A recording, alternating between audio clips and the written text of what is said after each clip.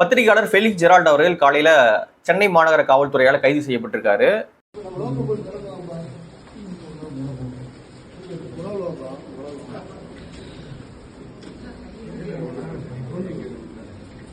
கரூர்ல தாவேகா கூட்ட நெரிசல்ல சிக்கி 41 பேர் உயிரிழந்து போனாங்க.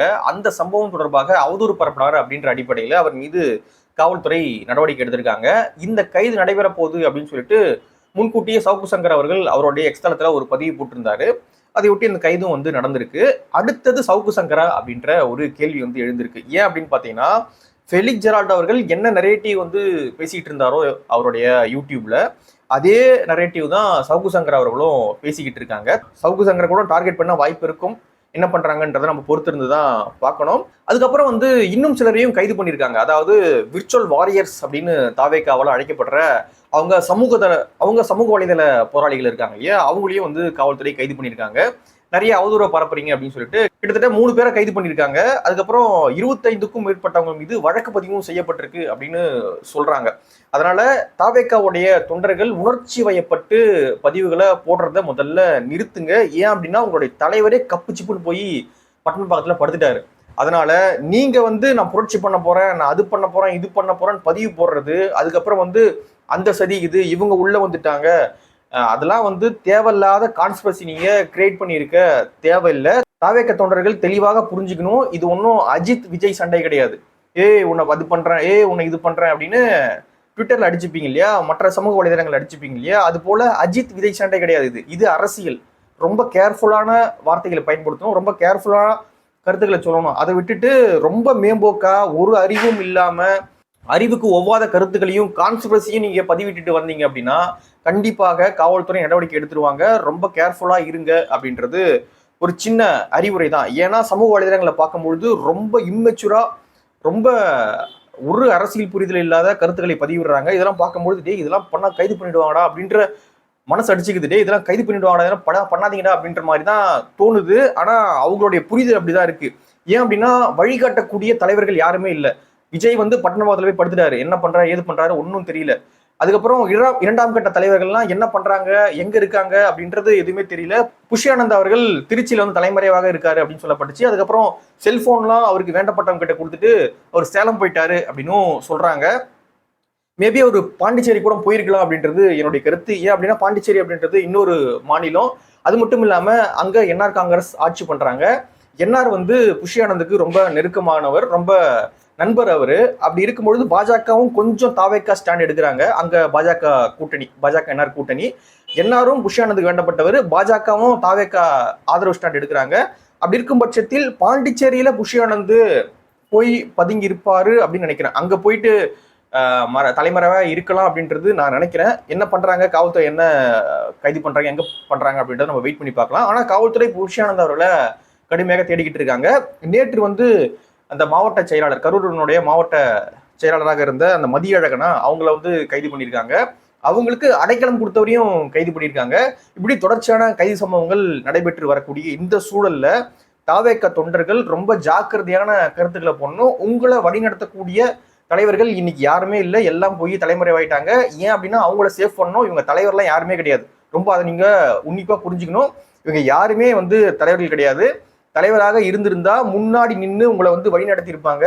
இன்னைக்கு நீங்க வழிநடத்த ஆள் இல்லாம தாண்டோன்றித்தனமா பதிவுகளை பண்ணிக்கிட்டு இருக்கீங்க. தயவு செய்து அப்படியான பதிவுகளை பண்றத நிறுத்திடுங்க. கொஞ்ச நேரம் சைலண்டா இருந்தீங்கனாலே நீங்க அடுத்த கட்ட நகரம் நோக்கி சிந்திக்கலாம். அதனால தேவையில்லாத பதிவுகளை போடாதீங்க. ஆதவர்ஜனா ஒரு பதிவு போட்டிருக்காரு. இவர் பெரிய அரசியல்லாம் பேசுறாரு, நான் பொலிட்டிக்கல் சயின்ஸ் படிச்சேன்னு வேற சொல்லியிருக்காருன்னு நினைக்கிறேன். அதுக்கப்புறம் ஸ்ட்ராட்டஜி டீம்லாம் அதை வச்சிருக்காரு. ஆனா இவர் இப்படியான பதிவுகள் போடுறது ரொம்ப ஆச்சரியத்தை ஏற்படுத்துது, அதிர்ச்சியை தருது. என்ன போட்டிருக்காரு பாருங்க. சாலையில் நடந்து சென்றாலே தடியடி, சமூக வலைதளங்களில் கருத்து பதிவிட்டாலே கைது, இப்படி ஆளும் வர்க்கத்தின் அடிவருடியாக காவல்துறை மாறி போனால் மீட்சிக்கு இளைஞர்களின் புரட்சிதான் ஒரே வழி. இப்படி இலங்கையிலும் நேபாளத்திலும் இளைஞர்களும் ஜென்சி தலைமுறையும் ஒன்றாக கூடி அதிகாரத்துக்கு எதிரான புரட்சியை உருவாக்கி காட்டினார்களோ அதே போல இங்கும் இளைஞர்களின் எழுச்சி நிகழும். அந்த எழுச்சி தான் ஆட்சி மாற்றத்திற்கான அடித்தளமாகவும் அரச பயங்கரவாதத்திற்கான முடிவுரையாகவும் இருக்க போகிறது. பேய் அரசாண்டால் பிணந்தின்னும் சாத்திரங்கள் அப்படின்னு போட்டிருக்காரு. இப்படியான ட்வீட் போட்டு டெலிட் பண்ணிட்டு ஓடி இருக்காரு. எதுக்கு இந்த ட்வீட்டை போடணும் நீங்க? இந்த சமயத்துல இந்த ட்வீட் தேவையான ஒண்ணா? நீங்க வந்து பெரிய புரட்சி நிகழ்த்த போறீங்க அப்படின்னா 41 பேர் செத்து போயிருக்கான். உங்களை பார்க்க வந்து, உங்க தலைவரை பார்க்க வந்து 41 பேர் வந்து உயிர் விட்டுருக்காங்க. போயிட்டு அவங்கள வந்து மீட் பண்ணி என்ன ஏதுன்னு கேட்க உங்களுக்கு எல்லாம் வக்கு இல்ல, துப்பு இல்ல.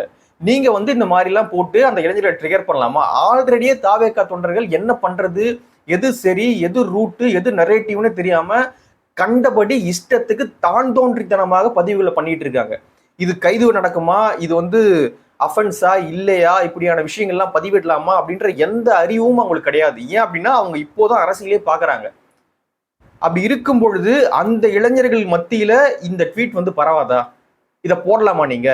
சரி, நீங்க போய் மக்களிடையே நிக்கிறீங்க, அந்த மக்களை சந்திக்கிறீங்க, அந்த இறந்து போன குடும்பத்துக்கு ஆதரவா இருக்கீங்க அப்படின்னு பட்சத்தில் கூட, அப்படின்னு பட்சத்திலே தப்பு தான். ஆனா சரி, அப்ப கூட நம்ம ஓரளவுக்கு ஜஸ்டிஃபை பண்ணலாம்.